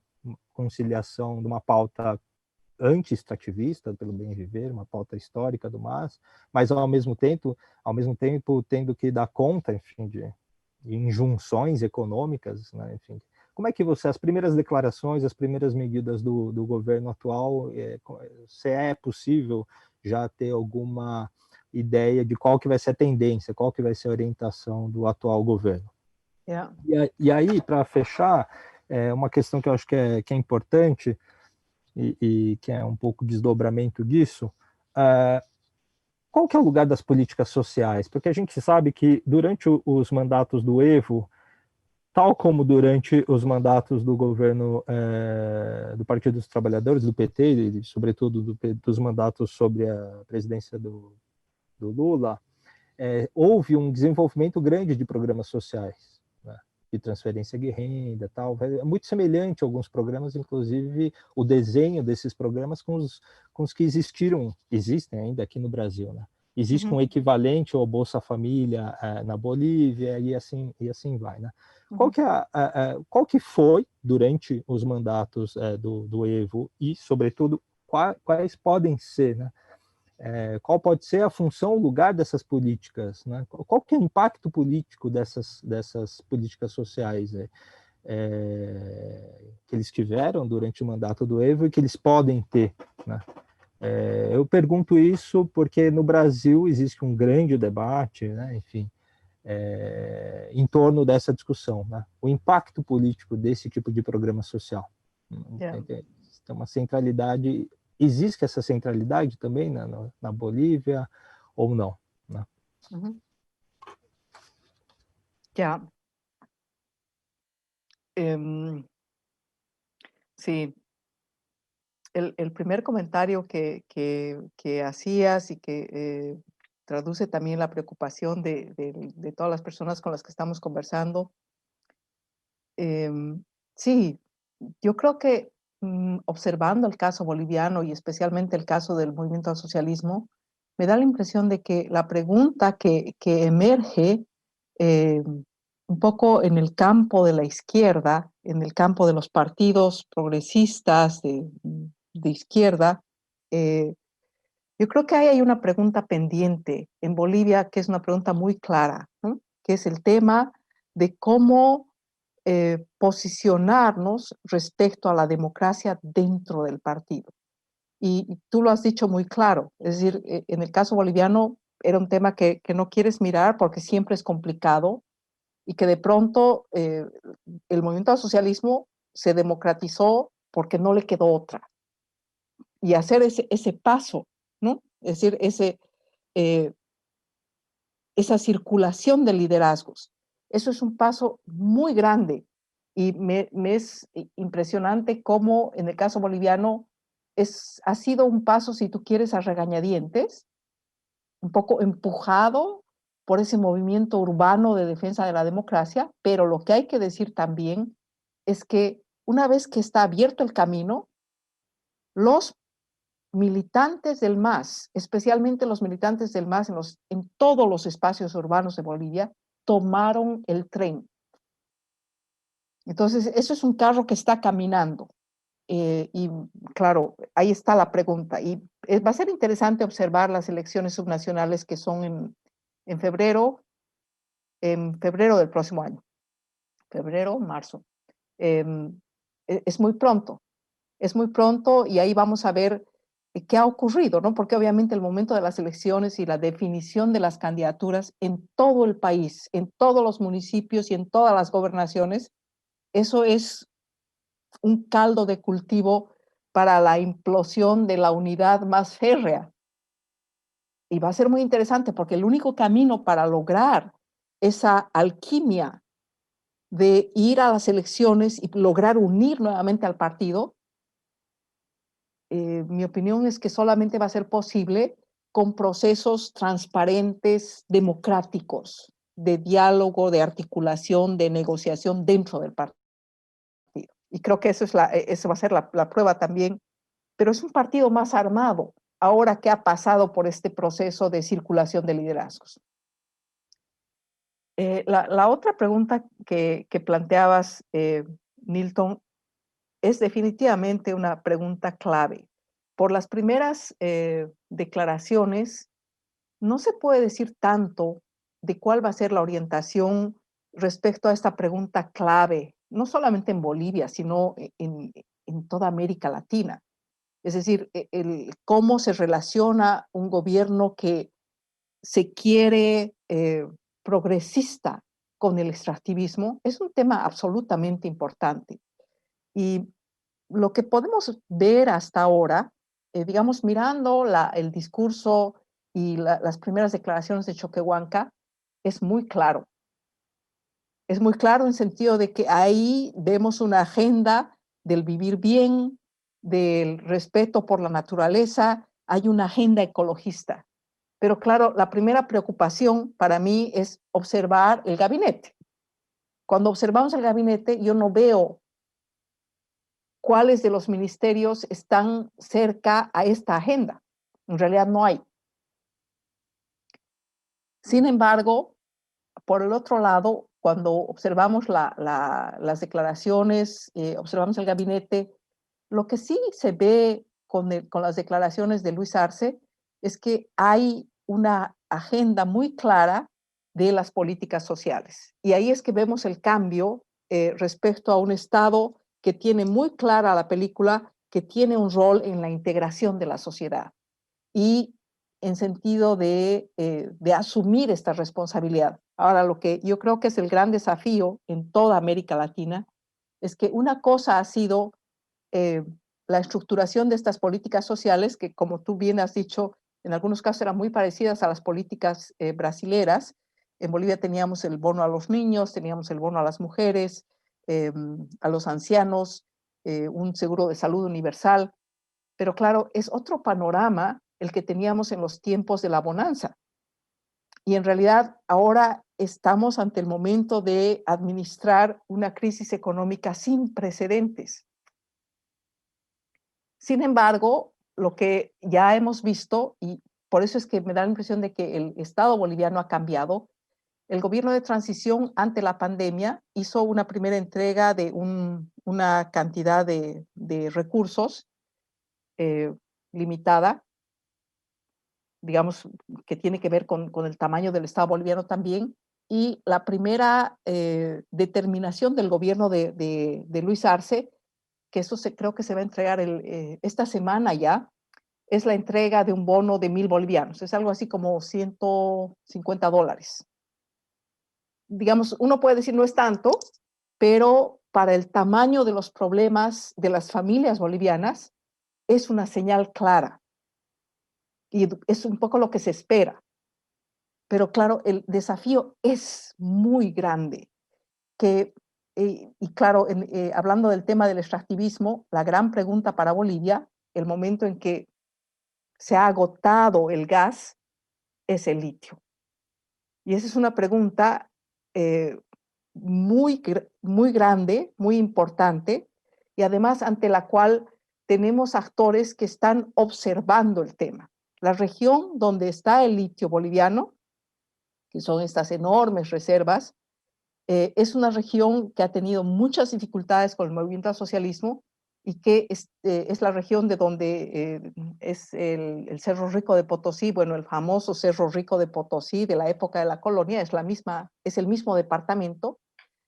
Y ahí está para mí también la pregunta de la democracia. Es decir, ¿cómo va a ser posible estructurar un camino que involucre a los potosinos en lo que pudiera ser la extracción de litio, pero también en diálogo con los pueblos indígenas para que se involucre una mirada del vivir bien, que sería el único camino. Ahora, ahí tampoco, tampoco tenemos que dejar de mirar que es un desafío muy grande. Verdaderamente es la cuadratura del círculo, pero ese es el tamaño de los desafíos. Y yo diría que ahora no está todo dicho. El gabinete es una mala señal si pensamos desde una perspectiva de una agenda ecológica. Sin embargo, yo creo que el otro factor que tiene que terminar de dilucidarse en Bolivia es hasta qué punto Luis Arce va a lograr construir un gobierno con sello propio. Y un tal sello propio, lo que queda más o menos claro es que va a ir por un camino de políticas sociales de integración. Y la otra pregunta es cuál va a ser el diálogo Arce-Choquehuanca, y Choquehuanca con la agenda más ecológica. Pero no está tan fácil, eso sí hay que decir también. El otro tema que planteaban y que planteabas tú, Nilton, es, claro, cómo la Bolivia del Estado plurinacional da cabida a estas políticas identitarias, étnicas, indígenas. Bueno, definitivamente sí, pero eso también tiene que ver con este proceso de reencuentro entre la sociedad que un poco ha visto la construcción de un Estado y se ha visto al margen de esa construcción estatal, y este camino de reencuentro en que hay temas muy difíciles. Hay temas muy difíciles porque, es decir, como lo mencionaba antes, dentro de la expectativa de los pueblos indígenas, de muchos de los pueblos indígenas, las autonomías indígenas sí están muy cercanas a una cuasi idea de cuasi soberanía. Y por supuesto que esto pone en tensión la idea de Estado. Pero mi impresión también es que en la medida en que el Estado sea capaz de dar respuestas institucionales, de reconocimiento, de cumplimiento de derechos, de permitir el cumplimiento de derechos a los pueblos indígenas, estos temas van a poder articularse, ¿no? Encontrar puntos de encuentro. Pero son desafíos todavía pendientes, ¿no? Están ahí. Solamente para ponerles un ejemplo, en Bolivia, el 2009 se ha aprobado la Constitución. Efectivamente, las autonomías indígenas son fundamentales y hasta la fecha hay una. Tenemos 36 pueblos indígenas, pero hay una autonomía. Por supuesto que es porque el tema es complicado, es complejo, es difícil. Es un tema de poder, es un tema de respeto de derechos, es un tema de derechos individuales versus derechos colectivos también. Pero el avance, sí, estamos ahí. Só só para não pegar pensar um comentário quando você estava agora explicando, enfim, a importância, de fato, na tua exposição agora, nos teus comentários da agenda ecológica, né? Enfim, até então você não tinha qualificado dessa forma, né? Agenda ecológica. Imediatamente eu pensei nisso, né? No Brasil, sob o governo Bolsonaro, as taxas de desmatamento são surreais. É surreal o que está acontecendo no Brasil em relação ao desmatamento, enfim, a total ausência de política de proteção ambiental, enfim. E pegando comparativamente o Brasil com a Bolívia, esse tema, a temática ecológica, vamos dizer assim, agenda ecológica, agenda do extrativismo, né? No caso boliviano, tem um enraizamento social evidente, né? Assim, tá imediatamente atrelado a um conjunto de, enfim, aos povos indígenas, mas a uma pauta muito estruturada, né? Muito estruturada, institucionalizada, inclusive, e isso de forma alguma acontece aqui no Brasil. Né? Daí a nossa vulnerabilidade, a vulnerabilidade brasileira em tratar, mesmo no campo da esquerda, no campo progressista, em tratar de forma aprofundada e de forma estratégica a agenda ecológica, que é relativamente recente no caso do Brasil. Claro que existe, enfim, os militantes históricos dessa agenda são antigos, mas é um tema que entrou há muito pouco tempo no campo progressista, vamos dizer assim, dos partidos de esquerda, da reflexão de esquerda. Acho que isso é uma coisa que salta aos olhos que escutando, né? Enfim, pensando no caso, enfim, na situação, na experiência boliviana em comparação com a brasileira. Só agora eu vi uma pergunta que chegou no chat, então que tem a ver com isso, né? Enfim, não diretamente, mas eu vou aproveitar para incluir, porque eu não tinha visto, enfim, eu reparei agora que chegou. Ele pede, enfim, porque tem essa divisão, como você havia dito, né, entre duas agendas, né, que são conflitantes entre si e que tem representantes no governo, na figura do presidente e na figura do seu vice, né. Ele pede, aqui a pergunta ele pede para você comentar um pouco mais a relação do Evo, né, e dessa ala mais da agenda anti-extrativista, né?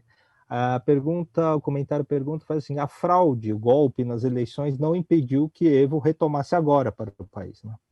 Haveria algum sentido nessa linha de que o Evo ele é representante dos povos indígenas, o primeiro presidente, né, que é dessa origem, que vem dos povos indígenas, se isso a possibilidade do retorno do Evo agora teria a ver com esse pertencimento, com esse histórico, com essa agenda, né, enfim, com esse campo histórico, ou teria a ver com uma reestruturação, uma pactuação institucional, né, que permitiu que as eleições fossem feitas, que o MAS retornasse ao poder e, consequentemente, que o Evo pudesse também retornar. Pediu para você comentar, né? Ao que se deve a possibilidade do retorno do Evo. Yeah. Este es un tema que verdaderamente para mí ha sido interesante de observar en el debate internacional, más que en el debate boliviano, porque en el debate boliviano que hubo fraude el 2019, eso era claro, incluso para mucha gente dentro del propio movimiento al socialismo, ¿no? Era un tema difícil, pero era más o menos claro para todos. Y es interesante también observar cómo incluso el expresidente Morales, pero también mucha gente clave de su gabinete, ellos dicen, no, yo tengo que reconocer, Evo dijo, yo tengo que reconocer que fue un error postular nuevamente y en contra de la Constitución. Y la gente del gabinete, gente clave dentro del gabinete, sí, han planteado en declaraciones públicas que eso fue un error. Ahora, yo creo que la respuesta está en la pregunta. ¿Cómo ha sido posible el retorno, digamos así, triunfal del expresidente Morales si lo que tuvimos antes fue un golpe? ¿No? ¿Cómo un gobierno autoritario permite el retorno, permite unas elecciones limpias en que gana el partido al que supuestamente ha golpeado? Yo creo que ese es un tema clave porque en realidad lo que yo creo que hemos visto en Bolivia es que la fuerza de la sociedad, y otra vez lo que estabas comentando, Nilton, yo creo que eso es clave. Por ejemplo, cuando vemos por qué esa agenda ecológica está ganando cuerpo, yo creo que en Bolivia todavía no puedes decir que es una agenda fundamental que ha logrado ser una agenda mayoritaria. Creo que no.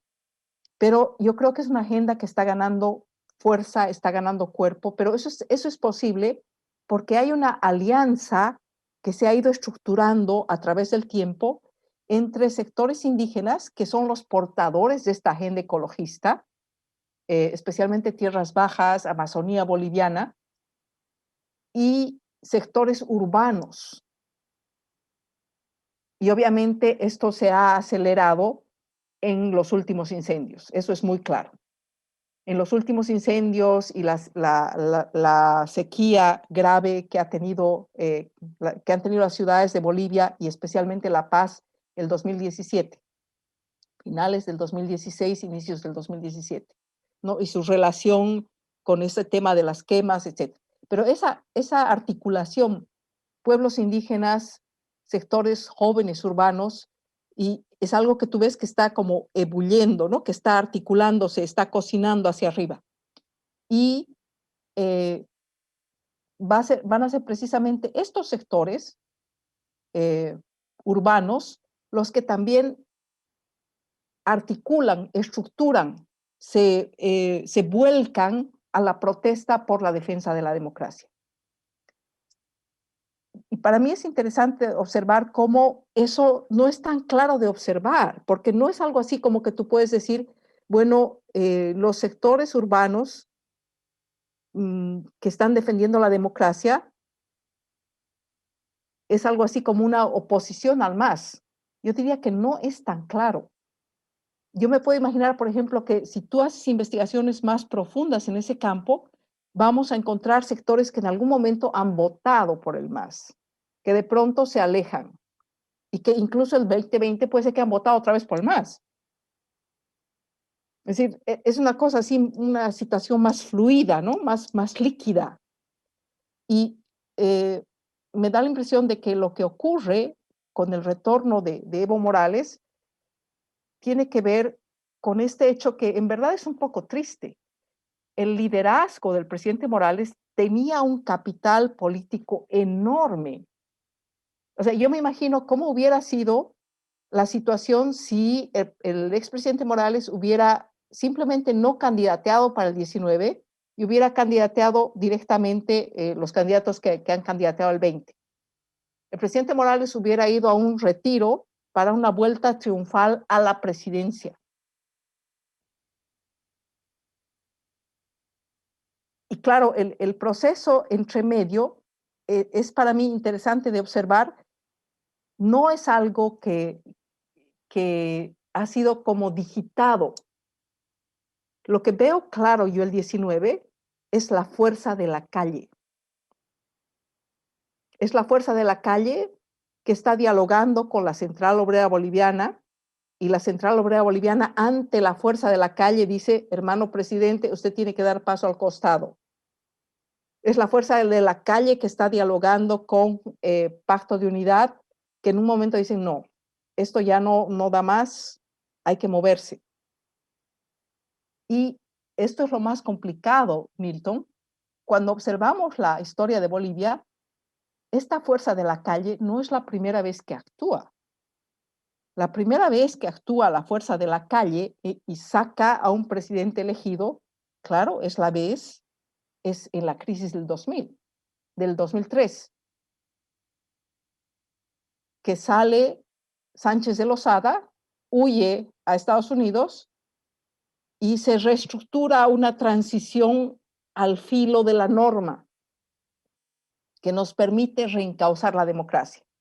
Pero lo interesante de lo que ha vivido Bolivia el 2019-2020 es que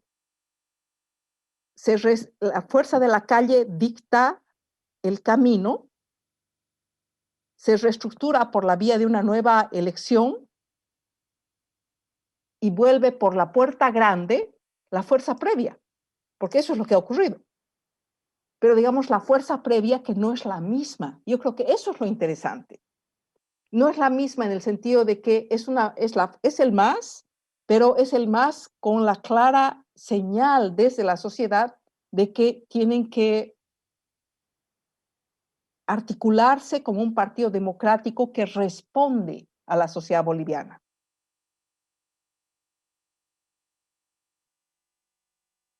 Y claro, todo esto son preguntas hoy día, ¿no? Porque el debate en Bolivia la sociedad está muy polarizada, eso hay que decir. Un porcentaje importante de la sociedad se ha desplazado a una posición de derecha, además de derecha autoritaria. Yo diría que no es la mayoría y eso es lo que está manteniendo la posibilidad de reconstrucción. Pero, es decir, no podemos tapar el sol con un dedo. Que hay un porcentaje importante de la población que ha tomado este rumbo, sí, que es preocupante, claro.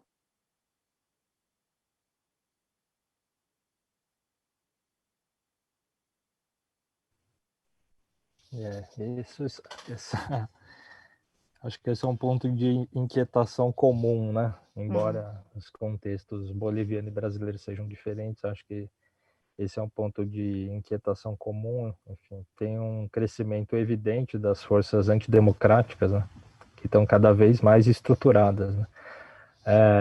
Mas, ó, foi fantástico aqui a tua exposição. Acho que, como aconteceu em 2018, hoje você repetiu assim a lembrança do quão é importante a gente refletir a perspectiva do continente, né? Do nosso continente aqui sul-americano. Acho que isso é uma condição necessária para que inclusive a gente possa examinar melhor as nossas respectivas conjunturas nacionais, né? Enfim, eu acho que essa referência, enfim, aos outros países da América Latina, América do Sul, América Latina, ela é absolutamente fundamental para a gente pensar no que tá em jogo, nesse grande processo que tá em curso, né? Enfim, o capitalismo não para, ele não pede licença, e isso tem impacto político, enfim, impacto específico em cada uma das realidades, e eu acho que a reflexão coletiva internacional é absolutamente fundamental. Eu acho que hoje você nos apresentou e nos lembrou mais uma vez disso, o quanto é importante fazer esse movimento de interlocução. Te agradeço muito, Moira, aí, pela disponibilidade de estar conversando aqui com a gente. A gente vai dar continuidade a esse seminário, a essas atividades. É claro que você vai ser sempre convidada a participar, enfim, a participar efetivamente do que a gente está desenvolvendo aqui na Universidade de São Paulo, com os seus companheiros, outras instituições, organizações, enfim, não é só a USP que enfim, tá levando essa discussão. Então, o nosso intuito é de ampliar essa interlocução, né, aprofundar, ampliar a discussão, torná-la pública, né? Enfim, quais são os dilemas e desafios da democracia, no fundo é isso, né, da democracia no nosso continente. Então, eu te agradeço muito, Moira. Se você quiser fazer as suas considerações finais, fique à vontade. Muito obrigado. Muchísimas gracias a ti, Nilton, y a la Universidad de Sao Paulo. Ha sido verdaderamente un placer poder conversar contigo y a través tuyo con los estudiantes y con todas las personas que nos están acompañando. Yo creo que es fundamental, comparto tu preocupación. Estos diálogos, yo creo que es la base para nuestro acercamiento, para este famoso sueño que a veces queda un poco en los márgenes, pero que creo que también es responsabilidad de cada uno de nosotros de fortalecer, ¿no? La integración latinoamericana, que es nuestro camino. Muchísimas gracias, Nilton, y a la universidad a través tuyo. Un gusto. Um abraço, obrigado.